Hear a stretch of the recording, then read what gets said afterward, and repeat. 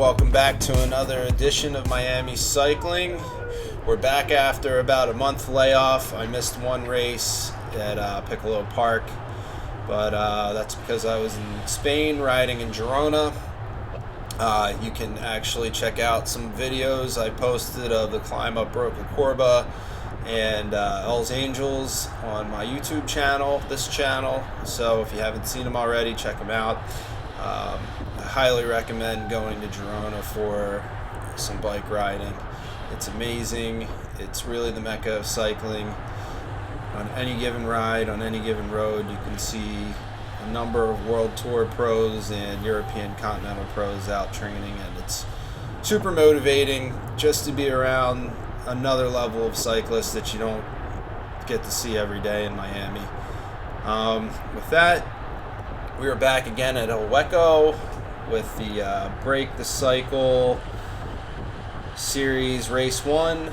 I'm sure you guys are all used to seeing this parkour now. It's a 4-corner crit, usually pretty fast. This is Cat 4-5. I'm not going to have any coverage of the pro and ladies today because I didn't stick around at the race.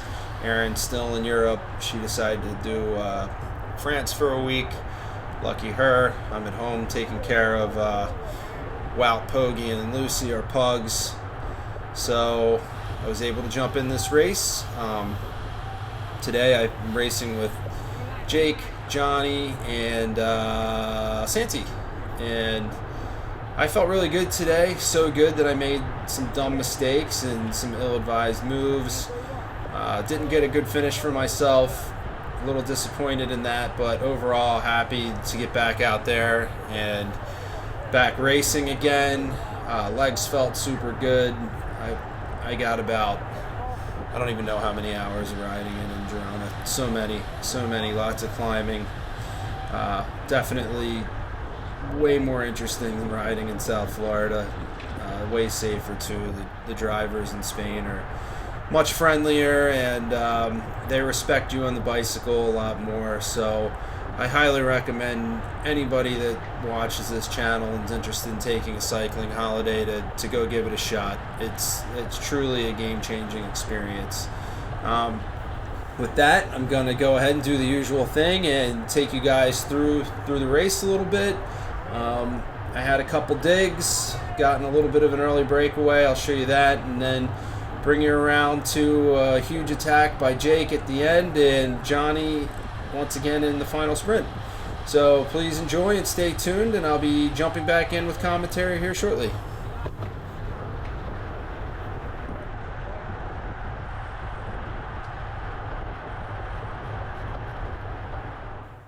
So coming up here, I'm about ready to make an attack. I'm going to stop talking for a second because I was told that I was getting some commentary in my rear mic, and let's see if we hear anything. But about ready to jump right now, I think.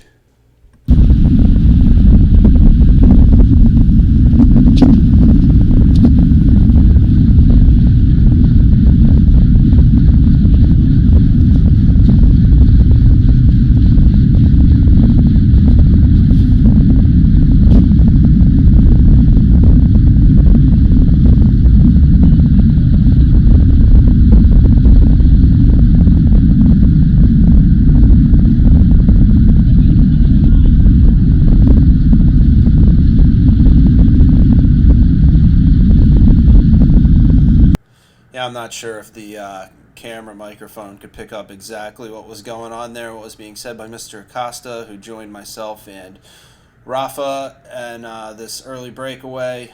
Rafa trains at Inside Edge Performance as well. I guess our coach told him not to work in the breakaway with us because he most certainly didn't, and it was shut down very quick, but that's bike racing.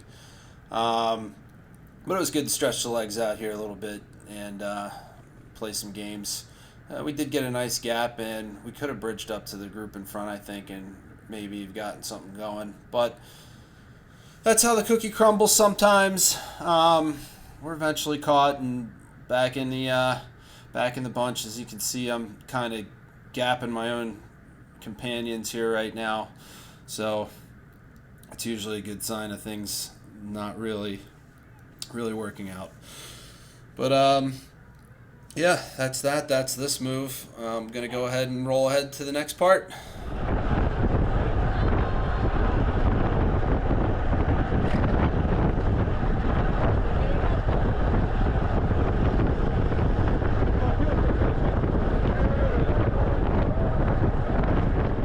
So I just gotta like look at this guy on the right here.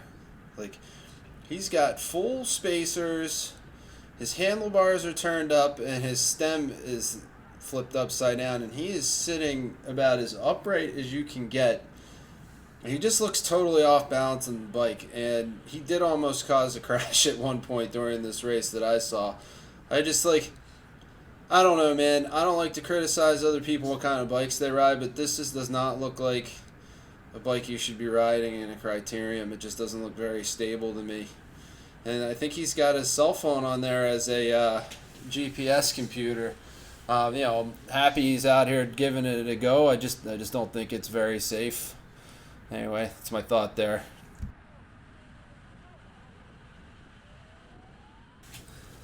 Honestly, like, look at this. This is my wingman. He's my Iceman. I'm Maverick. He should be racing on my team, or I should be on his. He holds my wheel better than anybody else. He's always there. Every race. Always faithful. He must like my draft. He's a good buddy of mine, though. Always glad to see him. We always chatted up before and after the race on Instagram. But I can't find my own teammates half the time, but never fails, I find him. He's always there.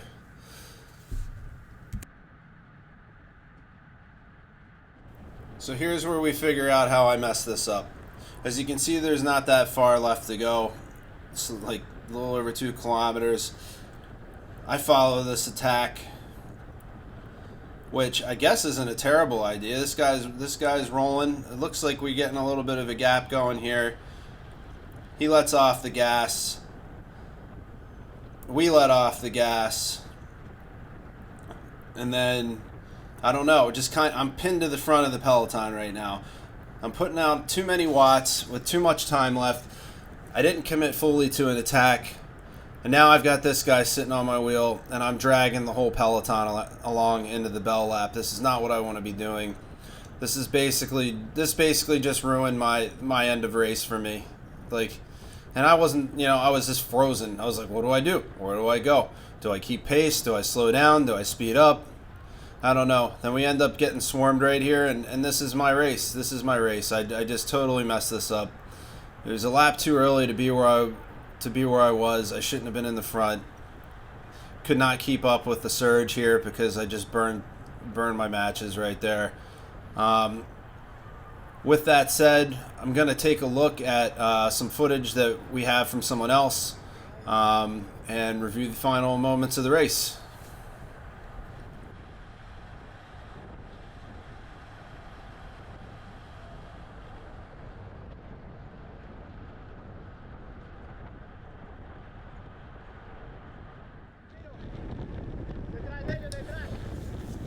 All right, so here we are. We are following Johnny's camera, and Johnny's following Jake Gilmore.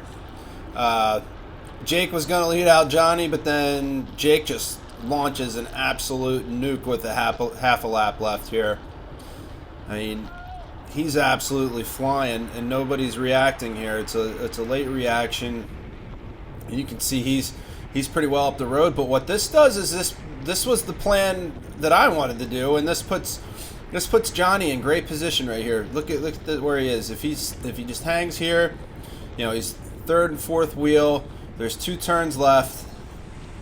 This is the second to last turn here.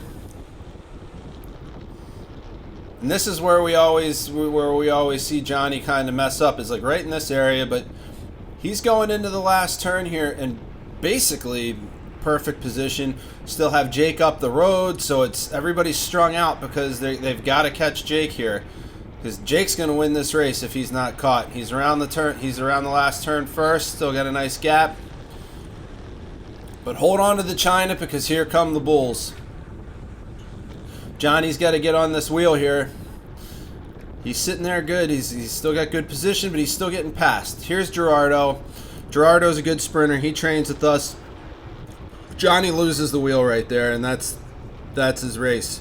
he needed to either stay on Gerardo's wheel, or he needed to get out of his saddle and sprint right there, because he could have gotten a top 5 or a top 3 if he just went bam and committed. You know, it's basically kind of how I effed up my race too. I was on the front and I should have just put the hammer down and attacked, but that's the way it goes.